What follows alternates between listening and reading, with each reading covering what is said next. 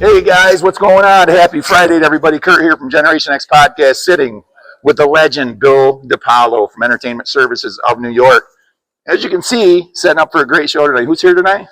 Tonight we have Tony Cushman, who was the original Paul McCartney and Beatlemania, and he has a new show called Live and Let Die, which is all Paul McCartney and all his own greatest hits. Very good. The show is phenomenal. That's awesome. And we'll promote other shows at the end of this video, and I'll even do some promotions for you later. Okay. So we're here to talk about the one and only ACE Frehley. He passed away yesterday. Bill was ACE's road manager for 2 years, and he's got some amazing stories. And as a fan, I'm sitting here mourning like you wouldn't believe. Kiss got me into rock and roll. Kiss was my band, like many. Part of the Kiss Army since 1977, I think. Right. So we're going to sit here and we're going to chat with Bill. He's mourning the loss of ACE like a lot of people are. Fandom, Kiss fandom is crazy. Yeah. It's freaking out of this world. It is. So let's talk about this first question. Who's going to replace these legends when they're gone? That's a question I get a lot, and I really don't have an answer. I don't see enough coming up here, at least within the U.S. But in the international market, like you learned on Monsters of Rock, there's a lot of South American, a lot of European acts. They're younger people all into pretty much what we grew up on, 80s, 90s rock style music. The problem we're seeing is it's just not enough mainstream here, so you're not hearing it on our stations. Stations here are very well controlled by corporate ends, so unless they're getting money, they're not playing a lot of these artists. But I don't know, because a lot of the newer music, not to talk it down, but it's not the same vibe. I mean, well, how can you even trust newer music now? Right. I literally, you can go on AI and have a song written just like that. But that's the thing. And it's a decent song. And I also think the music we grew up on, even well before we were even born, even in the 40s, 50s, or even back into the jazz days and the R&B days, all that stuff written connected to people. It was stories. You could hear the story in the song, right? You knew it. You know what the song's about, that you could tell your friends. Where now half these songs don't even have much more than a chorus. They're shallow. They're very shallow. Very exactly. Shallow. That's a great term for it. And so yeah, replacement wise, I don't know, and that's why I tell you on all these last leg of tours, everybody's out. Go support them. Go see them. Sometimes I get a lot of feedback too from people saying, "Hey, we have, why is there a tribute show? This and that." You don't have a choice in a lot of situations because, for example, you never saw Ozzy. Well, you can't go see him now, so you can go see a tribute show, and there's some great ones and some not. Sure. But there's and even on Kiss tributes, there's only so many really amazing ones versus really good ones. Yeah, exactly. They put on the production and all that. And that's and those shows are also expensive for them to put on. So I mean, that's when people are like, "Why are tickets so much?" Nothing's cheap. Theater rentals aren't cheap. The labor's not cheap. The production isn't cheap. Things add up really quick. But on the end of replacing these great artists, I don't know. But as I've seen lots of them I've worked with over the years, it's getting narrower. And it's a situation where I think within the next 4 to 5 years, there's not going to be much to go see. You better get out now and see anything, big or small. Well, I know that we've seen ACE here a couple times. Yeah. Well, April. He was only here once. I brought him in April of 24 with Punky Meadows. Yeah, he was Punky with the band Angels here. Bad Marriage was here. Yeah. And that was a rocking night. And it's funny. A lot of the real deep business of me getting involved with ACE occurred here, right in the dressing room. Yeah. It all started here in that night. So let's talk about ACE Frehley and what he was as just a normal man, a human being, and not the rock star ACE, but Paul. Yeah. Jesus. It's first of all, let's start credit today. But well, first of all, he was funny. Weird, funny things he would do. We were in Florida, and we had a drive date between a place in Orlando and I think we're going to Fort Lauderdale. And we stopped halfway. He wanted to just stretch his legs, and he goes into a CVS, and he's shopping, doing some stuff, and I go, we got to get going. We get in the car, and there's the driver, me, ACE, and another passenger. And we get in the car, and he's behind me. And he goes, "Bill, guess what I bought?" And I go, What, ACE? What do you got?" He goes, I bought a book that's 101 one-liners. He goes, I want a couple of new jokes. He always likes saying a joke or two through a show. They weren't always great. If anybody Most of them were awful. Most of them were terrible. But he got a book, 101 jokes. And slowly, he started saying them to me or reading them to me. And this went on for like about 30 minutes to the point I'm like, these are all great jokes. You can use any of them. I mean, but, it's funny, like really funny things. Or, there's another time, maybe even on that same lake, there was traffic. And he looked over and he saw a place that said Race Car Museum. And he goes, hey, let's go. Let's go kill some time. There's no reason to sit in traffic. So we got off the road, and next thing you know, we're at this place outside of Orlando, which had like race cars and classic cars, and it was like 3 or 4 buildings. And he just goes, 4 tickets, and we're in there, and he's racing around himself. He's like, oh, look at this car. Oh, I remember when I had a friend who had this car. Look at this car. And, and in my mind, it was a moment like that where you think, there's no cameras, there's no film. The people there don't know who he is. I was going to ask you that. Did anybody recognize him? People, every once in a while, you get people, they're not expecting it. Like if you walked right in, you'd be like, "Who's this guy?" Like, unless somebody tells you. Because for the most part, he looked the same, but when he's talking to you off stage, much more vocal, much more engaging. So, he'd be up talking to you, he'd be asking about your hat. What type of camera? He loved technical stuff, so like crazy stuff. I heard he liked aliens and shit too. Oh, that was always a thing. Yes, yeah. He used to tell me he was abducted. He used to tell me that. Did he believe it, or was he just telling a story? I don't know, but it did always go with his personality. But he was a funny guy. He would tell me a lot of stories about how he felt he did a lot of great things for people and never got it back in return. Yeah. And a lot of that stuff was even before he was in KISS. So that's kind of a time frame. But great. Story. The stuff I don't even know if some stuff I put on camera, but stuff he would just say that was amazing, like him hanging out with John Belushi, and the a secret club that the guys from Saturday Night Live had, John Belushi and Chevy Chase. Bill Murray. They had a private little like hole in the wall bar, and if you knew the right people, that's where you could go out. And he would tell me about going to Studio 54. It just was.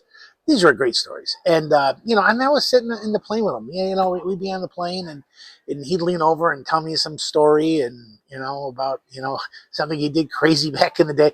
And they were amazing things. But when it came down to it, he was a normal guy. Yeah.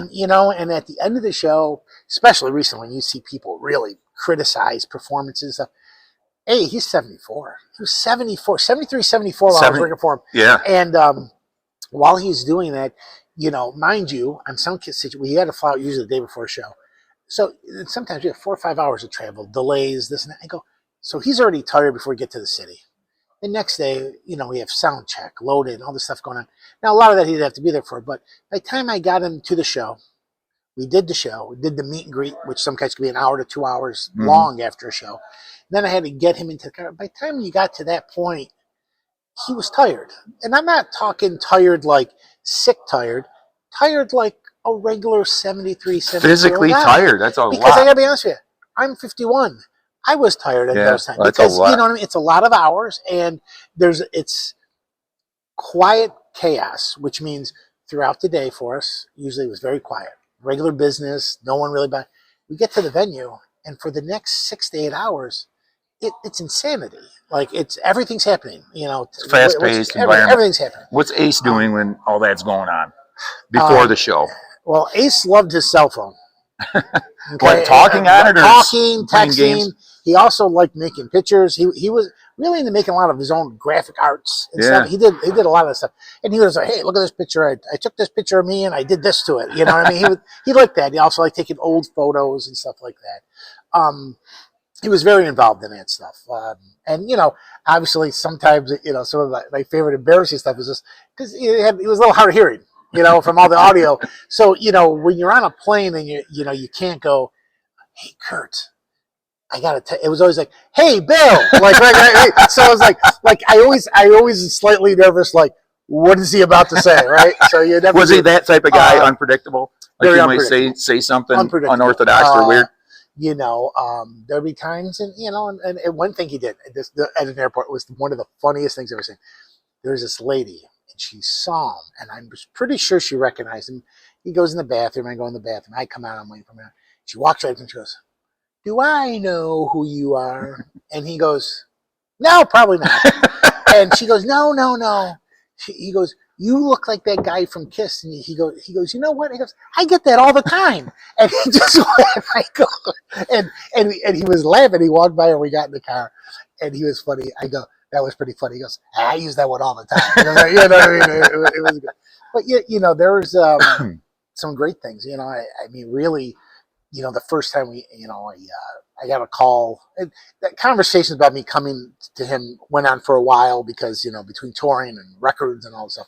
But, you know, finally I came back from a show. I was in Europe. I came back and I got a call like, "I need to talk to you like today." Yeah. So the next day I went to his house.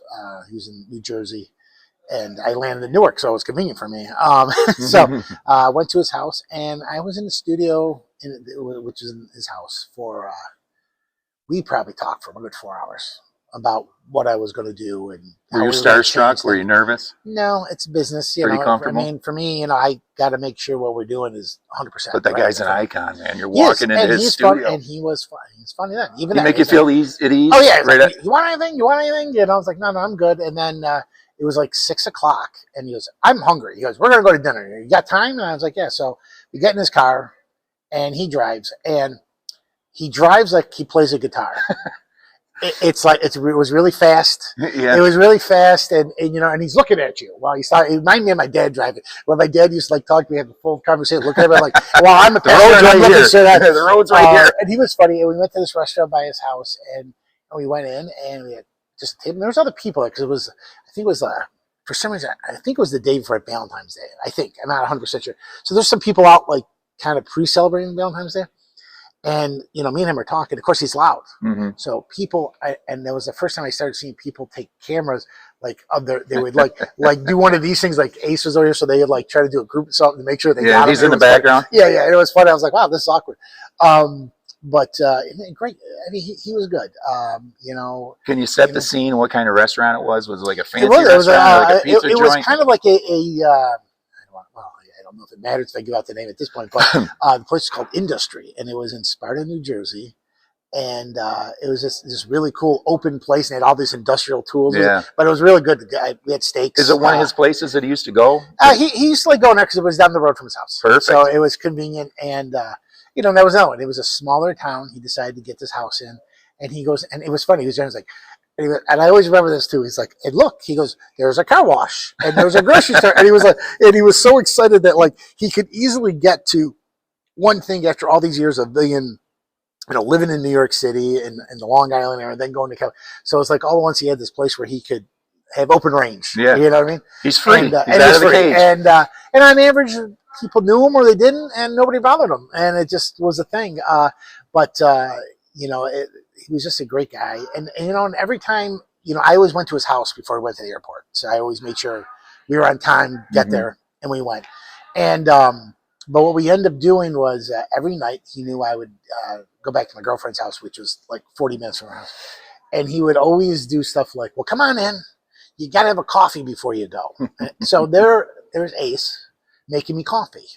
And he would do that, I think, probably 1 or 2 times he didn't because he was just so tired. But he always invited me, no matter how tired he was, have a coffee, and he'd have a coffee with me, and we talk about 10, 15 minutes, and he goes, "I'm tired." And I go, "Well, I got to go." And we took off. And did you guys reminisce about the show, like after a long day, or just talk about personal things, or just politics? Or... It always did. I mean, he would know if he did an amazing solo. Like he would know, and he never did the same solo. There were certain things he would go in and out of, but he would always go, "You know what I feel like doing tonight? I'm going to do a James Bond thing." Yeah. Like, he may plan what he's going to do, but he liked making sure no video was the same. Dude, I watched a video of him. He was on stage with a band. I can't remember the guys that were in the band. I watched it like 8 months ago. Him and me on the way out here. Jeremy and Ryan. I can't remember, but they said, "You want to get up on stage and jam?" Ace wasn't playing. Right. So I'll get up there and jam a song. They did a Ramones song, and here comes Ace with a screeching solo. Have you Right. ever heard a guitar solo? And it worked Yeah. in a Ramones song. He did a solo over it, Yeah, and it was amazing. He could do it. He was just one of those guys. You know, and the weird part is he has another brother. His brother went to school for music. Older brother, younger? Yeah, older. Older. Went to school for music. Didn't really make it as a musician. And Ace just one day got a guitar and said, "This is awesome." Dude, I got to tell you. I guess, you know, that's certain things like that are It's just like hitting the crazy. lottery, man. It's like you listen to Paul Stanley talk about Kiss and how Wicked Lester was their band, and then they hired Ace, and then it turned into Kiss. But Paul Stanley said it right. He goes, people call us a genius for being such a success and such a huge empire. He goes, if I fell into a stream full of gold, you wouldn't call me a genius. Because Right. that's what we did. We Right. tripped and fell into a stream full of gold. Right. Everything just lined up. Right. Their idea worked. Yeah. Technically, they weren't the best band in the world. Yeah. I mean, you know, I think they would all tell you that. You know, it's a thing. It worked. It was new and it was fun. It was fun music. But when we were kids, watching Ace Frehley on TV, you're not a guitar player. No. But when I was young, my brother kind of was, my neighbors were, and I just went. But Ace Frehley when I watched him play, I'm like, I can do that. Yeah. I can do this. Yes. I can definitely do that. Try to play an Ace Frehley solo and make it sound right. Yeah, right, yeah. Well, it's different. And then there was like other wild things because it was like, I remember as a kid, they did a Halloween special. Do you remember that? I remember that.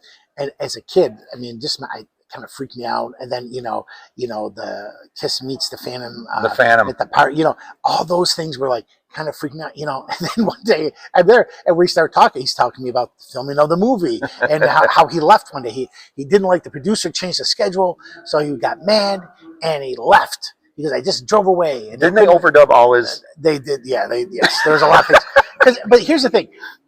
Ace's voice is that way. Yeah. It's not like when he talks, it's like a cartoon character. It is a and even when he would call me at night, be like, "Hey, don't like that." It's just that literally was his voice. Yeah. So I guess it wouldn't come across great in film either. But you know, but he was funny. But he was telling me he was so mad this one day they changed it that he just took his man and he left. And he drove around. He ended up in L.A. Now, mind you, they're already big. They're in Kiss. Right? It's huge. He goes, I'm just standing there in regular clothes, and I'm staring at the sign that the King Tut exhibit was touring. And I'm looking at the sign, and this lady walked over, this very debonair lady. He goes, son, you look like you really want to see this. And gave me a ticket. And she goes, little did she know, I probably had more money than her by all means at that moment. And he goes, and I just walked, and he goes, it was one of the most spiritual days I ever had. And then I went back and I filmed the scene, and I was good. That's so cool. You know, there was a lot of things. There was so much success. Everybody wanted a piece of them. They had to do a lot, and it took a lot out of them. They were master marketers. They were. Kiss. Yeah. Gene Simmons. Yeah. You got to give that guy all the credit in the world to turn that thing into an empire. I mean, he really pushed it, and they cashed in the right way. You know, it's a shame. You know. Remember the magazine? Cashed out. Oh yeah. Remember the magazine with their blood in it? Yep. Yeah, I had that when I was a kid. Oh, the cartoon, the comic book. The comic book. I mean, yeah. Yes. With the upstate New York at some print shop, they dumped their vials of blood in it. I remember watching that on the news. Yes. I'm like, this is freaking amazing. Yeah, it was pretty crazy. Can you imagine what that would be worth today? Yes, I know. I was hoping I had one. I actually went through my collection back then. I thought I did. I did not. But there's a lot of great things. I mean, he just did amazing, nice things. And, you know, and listen, there were times me and him didn't get along on things. I'll be honest, but he always listened to my opinion. I always listened to him. And we merged an idea or somebody won the idea. But overall, working for him, you know, no big issue. Just towards the end, it started, I could tell the toll on his health. Mm-hmm. But the problem was he lived for it, right? I mean, he lived for performing. You still had the passion. And that's what he did. And so it's what you live for. That's the thing you see in this business a lot. It's what you've done your whole life, especially these guys when they get signed so young, right? So, I mean, you know, if you get signed when you're 50, it's different than you getting signed when you're 22 or 23, right? So, you know, that's what ends up happening. But it's very sad in the business. You know, knowing things I've known for the last few weeks, not being able to really express it to anybody. Yeah, everybody was speculating on what was going on. And it was a lot of, the family had to do their thing. And, at that point, it's not about anybody associated with them. Nobody who has a contract with them. It's no longer any of that. Then you're a real person, right? Yeah. You're your wife, your daughter, your cousins, your brothers. That's their time. But what else I want to say about him? What I want to know about him is, his passion for music still, even at his ripe old age of 74. Was he excited about playing guitar? Did he play at home? Did he play different styles of music at home? While this was all going on, he was recording a new album. No kidding. Yeah, he was recording Origins 3. He had a few tracks already all set.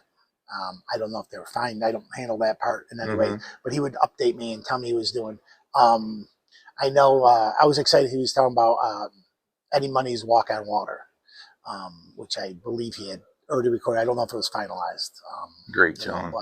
But he really, in the Origins albums were music that he liked growing up, which was pretty cool to have. Or, songs he listened to, psych himself up. I guess you don't listen to your own songs. How did he psych himself up before a show? Did he want quiet? Did he want to be alone? Did he listen to music? So a lot of times he'd like me to get him there literally no more than 15, 20 minutes before a show. He wanted to have all the energy he could. So we'd go in the room, fine-tune himself, and go, I'm ready. That's it. Perfect. And that was it. The only time you had to really get there early, if there was somebody we need to, or it was a mandatory sound check. But for the most part, the band, the tour manager, they were all great about making sure sound check was all set. His guitar tech would always check the monitors for him, and they knew the levels. Did his guitar tech travel with him, or was it a backline guy? For the most part, other than a few handful occasions, it was always our band and our crew that was always with him. And everybody had a replacement, if they couldn't go. But even the replacements knew the mixes and what we needed. So, very cool. Was he particular on sound too? He liked rocking monitors and side fills, mostly because of hearing loss, but that's also, they didn't have in-ear monitors in the 70s or 80s. Right. So and a lot of people have had a conversion issue because it's a lot different sound. It's so clean and quiet. It is different, right? It's a way different experience. Vibe. Yeah. So, but yeah, that's, the sad thing, but I get these phone calls sometimes. It was funny. Me and one of my other friends were talking about it. We were out one night for dinner. I was up here, and Ace called me. It'd be like 9:00 at night, and he was just talking. Something he just wanted to talk randomly. And he goes, "I'm watching The Wizard of Oz." See, those are the small things. So The Wizard of Oz was his favorite movie.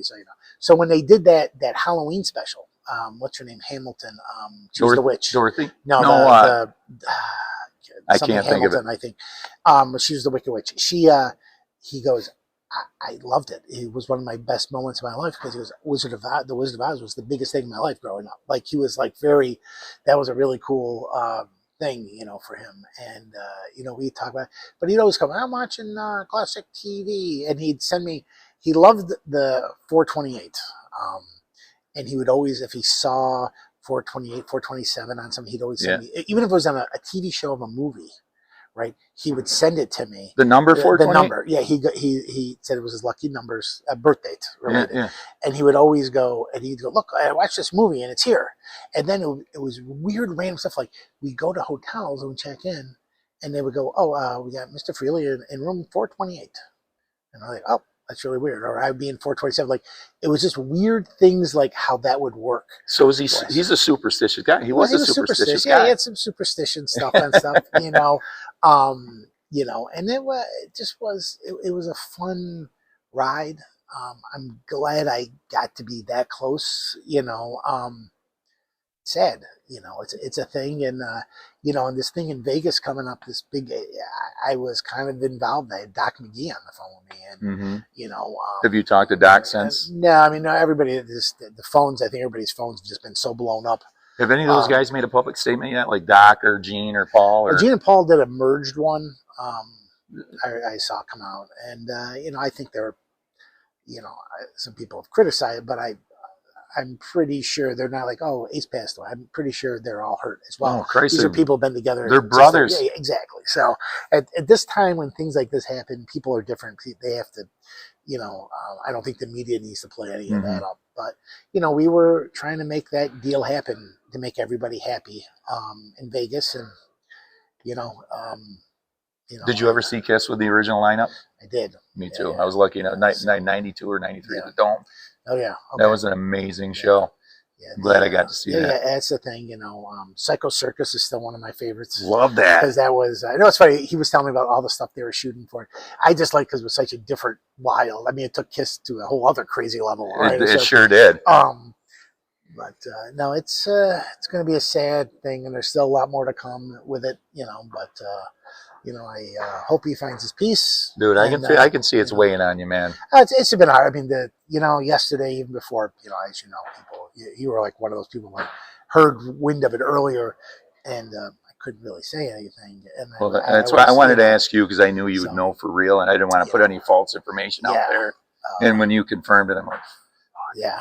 I was kind of shocked today to actually look and see how much of my post got shared to radio stations. And oh, absolutely. People took my post and shared it out. But it's hard. I don't think it's easy on anybody. His wife, his daughter, his relatives. I think the crew, the family, everybody. It affects everybody. No, it's hard, man. The whole world is mourning today. If you're a music fan and you grew up in the 70s and 80s, you're definitely mourning the loss of Ace Frehley. Yeah, because and it's weird how it impacts you just being a fan, but a guy like you that knew him on an intimate level, it's a whole different level. One thing I was thinking of today, now I'm not a guitarist like you asked me earlier, and one day we were in a place and they wanted him to autograph these house guitars that they have every artist sign. And it was pretty full. He goes, or am I going to sign it? I go, I don't know. He goes, well, we'll do the neck. He goes, take the strings off. And I'm not going to lie to everybody. I didn't really know how to fully do it. I kind of guessed. He goes, oh, you don't know how to do it? Let me show you. And next thing you know, we're redoing, taking all the strings out. Yeah. He's retightening up. He's tuning it. And I'm thinking, there would be a billion guitarists I know who would be dying to know they're being taught how to do this. But, I'm living it through you, and I got goosebumps. That was a really, really cool thing. But it was funny. And I could tell you his food orders. I mean, things. What was his favorite food? Well, he was funny on show days. He was very, very unpredictable. There's two things that were go-to meals for him. One, chicken Caesar salad. Right? Chicken Caesar salad. We usually had that in airports. That was our big thing here.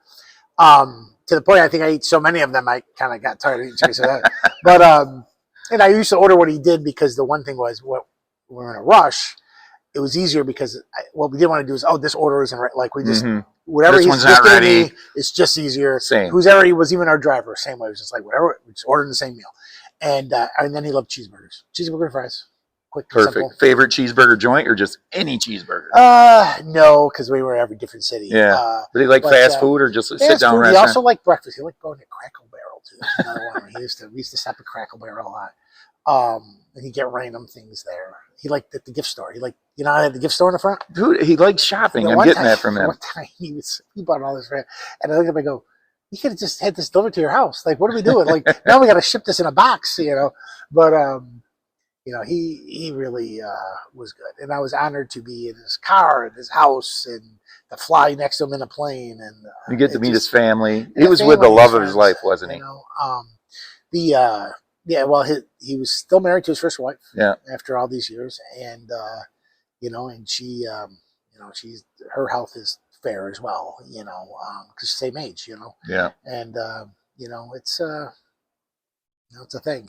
But yeah, it's gonna be hard on a lot of people. And as I said, we're not done with it yet, so we still have some time to go. But there will be a lot of tributes to Ace, and I know in my house this weekend, all the way here was Kiss. Oh yeah, I'm listening to Kiss. It might even be the Ace Frehley solo album, the best out of all the 4 solo albums that Kiss put out. Yep, amazing. But no, I mean, you hear, and it's weird that when you get to know him, I could hear different parts of the song where I know. Mm-hmm. And New York Groove, which was actually not his song originally, it was actually a cover. I don't know if you know that, but when he sings it and you hear his voice, that reminds me a lot of him. When he goes, "Hey, I'm in New York City with a fistful of that line is him. And you feel like you're in New York City when you're listening to him sing that song. You do, yeah. That's a vibe. He's from the Bronx or Brooklyn, I can't remember. The Bronx. The Bronx, and when he talks, man, you can hear that come out in his voice. Right through. Yeah, I mean, you're not hiding that accent. No, that is there. It's just that high pitched. You know, it's a thing. You know, it'll be in my head for a long time. But no, it's been hard. You know, and well, let's just keep his memory alive through music. yeah, And that's what we're for going to sure, do, man. And you know, thanks for doing this. And you know, no, thanks documenting it for. him. I think it's you know, it's going to be a big thing for people, musicians. I mean, I can tell you, meet and greet lines sometimes were huge. You know, I always tell this, like last year at M3. I mean, you know, he did the whole meet and greet section, and we they had two versions of it, and people paid different amounts. It wasn't something we did; it was the festival, but we had gotten through the whole first group, and then the girl goes, "Oh, that's the first group." Now, mind you, he's already tired, and he has to still play. And they had another, I don't know, it looked like thousands of people out there. And I go, we just can't get to them, you know. And you know, and I feel sorry for any fan like that, but it was either that or he couldn't perform, right? Like, you know what I mean? And you know, there's things like that. Mm-hmm. And I'm very, you know, I think he was passionate. He put it all out there, what he could. You know, and at the end of the night, I'm not gonna lie to you, we go to that car, and there was nights like you just. You know, he got to the car, and sometimes I even helped cradle his legs a bit to get him in the car and shut the door. And he'd be in those days, I could tell when he was tired because he wanted to sit in the front seat. Mm-hmm. And he like sit in the front seat, so he put his chair back all the way, and just how he was. You know, his knees had hurt him for jumping on his knees all those years in the concerts. And, you know, we're performing now, and he had, you know, back issues. Well, think about the uniforms and the boots and all the stuff, costumes. And if you watch those videos, he jumped and you know, and he always was pigeon-toed. You know what I mean? And you know, he wouldn't tell you he was, but you know, he was. And you know, you could see it. You could see it. Yeah, you know, and but it was amazing. What's going to happen to his iconic smoking guitar, the original? Where's that? That's got to be in a museum or something somewhere, right? Yeah, there's a couple models because they the best part, the remodeling of them was because you could. The original one had a smoke bomb in it, which you can't do anymore. So the newer versions actually had like a fog machine built in. Yeah, wireless fog. And I got to meet the guy who made them all, Jim, and got his contact. He'd be a fun guy you should talk to. I would love to talk to him. He makes a lot of cool stuff. Is he a local guy? Where's he from? Not from Midwest. Okay. But yeah. Nice. Yeah, that'd be a fun thing. But yeah, no, anytime, man, I appreciate it. And you know, I always say sometimes I should talk to you. We should create our own show and just talk to these people I work with. I'm ready to do it whenever you are. Yes, I got time. Yeah. So we should do that for real. Yeah. And now I'm out with Doro Pesh. I'm taking over a bunch of stuff for her. So I'd love to talk to her one day. She seems like a friggin' sweetheart. We have a big thing coming up soon that'll be announced tomorrow, and we're going to do a couple of them in the U.S. before shows. So I will keep you in the loop. Definitely keep me in the loop. I can't tell you till tomorrow, unfortunately. So, but guys, tonight, and I'm going to promote your shows tomorrow. But Osmosis tomorrow on this stage. Yep. And Live and Let Die here tonight. You want to come see one of the close things to Palma? This guy. 7:30. 7 o'clock show tonight for Live and Let Die, the tribute to Paul McCartney, and tomorrow night is Osmosis at 7:30. And both these shows are as close as you're going to get to the real. Killer these shows. Are full-size production shows. In one of the best venues around, guys. You can't beat this place. The sound in here is freaking. The production this guy puts on is ridiculous. Yeah, it's always fun here. So you know, come out. Like I said this earlier. If you don't get out to see them, you're only going to get a tribute show. You got to support these guys, man. Support even this tribute band. Support these guys. Come out here and support the shit out of them. Yeah, and listen, there's tickets. A lot of our tickets are $20-30 starting. Yeah. You want to pay more yourself for it, but there's no bad seat here. Great night out. Have a beverage. Have some popcorn. Yep. Get a snack, some candy. Yep. Enjoy yourself. Absolutely. And if you see Bill here, stop and say hi. Say hi to him. Tell me what you want to see in the future. Hey, Bill, thanks for the time, man. Appreciate it. I appreciate it. Thanks so much. Peace, guys. It was about a drink. I'm talking about cold gin. Yeah!